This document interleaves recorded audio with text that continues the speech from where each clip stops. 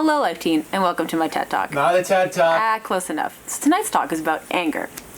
And anger is an emotion that you're probably pretty familiar with. It's probably an emotion that you felt a lot in your life, probably one that you associate too with rage or outbursts, and because of this, you probably think of it as a sin. But what if I told you that anger is a morally neutral emotion and not in itself a sin? It's a natural response to some harm or injustice, and in fact there are instances where you should be angry. There's a lot of injustice in the world, as we've seen in the past few months, and those things should incite anger. When you see your friend getting bullied, that should incite anger.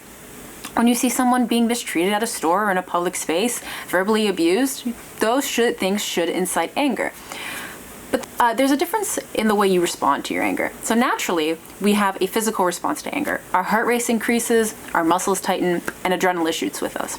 But the way we actually handle the physical and the emotional aspect of anger is how we determine whether or not it's a sin. So there's something called righteous anger, and righteous anger is something that's seen as justifiable. It serves to correct wrongdoing, and it can be a great motivator to do good things. And then there's wrath. Wrath is generally something that we associate with anger. That's where the rage and the outbursts come from.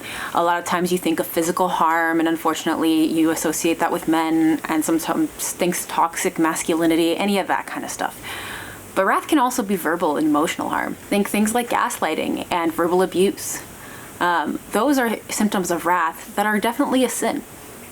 And it's often the easiest way to go when you're angry. It's easy to hurl insults when you're angry. It's easy to throw punches when you're angry, and it feels the most natural way to do things. It's especially easy to end up throwing up punches or verbally abusing someone when your anger is directed from jealousy, impatience, self-righteousness, selfish reasons here. It's the temptation to sin here that's the easiest way to go, and you often feel the best once you finish it because you've feel that you're right. So at the end you feel better because you got your point across and you're the one who's right and your anger is justified. But we're often not thinking about the other person when we end up doing that. And it's not an act of love. It's an act of pride. Jesus wouldn't want us to express our anger this way. So Catherine, how did Jesus want us to express our anger, and why is it so hard for us to do that? Well, thanks, teenager. Let me show you how. If we take out our Bibles here and we flip to Matthew 5:44, Jesus says, "But I say to you, love your enemies and pray for those who persecute you."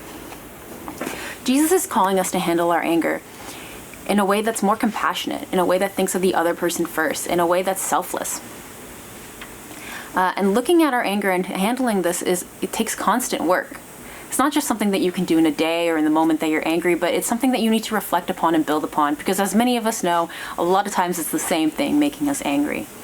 And once we're able to look at our anger objectively and determine what's making us angry, we can acknowledge what kind of anger it is, where it's coming from, and how to channel it in the right way.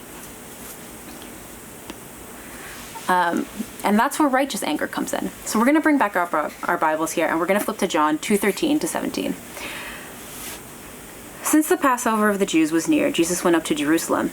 He found in the temple area those who sold oxen, sheep, and doves, as well as the money changers seated there.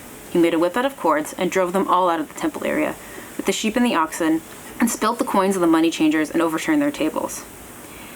And to those who sold doves, he said, "Take these out of here and stop making my Father's house a marketplace."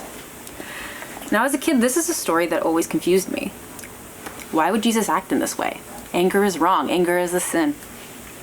Is this the only time Jesus has sinned? But I thought he was pure. I thought he was without sin. Well, if we look at this passage again, we notice that Jesus' anger is in pursuit of righteousness.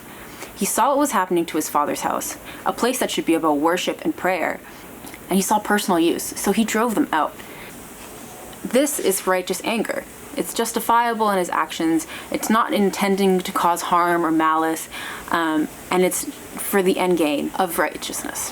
Because of this, we need to remember that anger does not contradict love, but rather can come out of our love and our desire to do goodness and righteousness. For this reason, it's important not to repress our anger, but learn to deal with it in healthy ways. And the first step to doing that, again, is to look at what's making you angry, see where it's coming from, and determine whether or not it's justified or not. A lot of times, prayer and self-reflection can help on this. But sometimes we need to talk it out. Sometimes just speaking out loud helps determine what's making us angry. But try to pick someone who is impartial. Don't go to Twitter. Don't go to someone who you know will pick your side. Talk it out, see why you're angry, and from there determine whether the anger is justified and where it's coming from.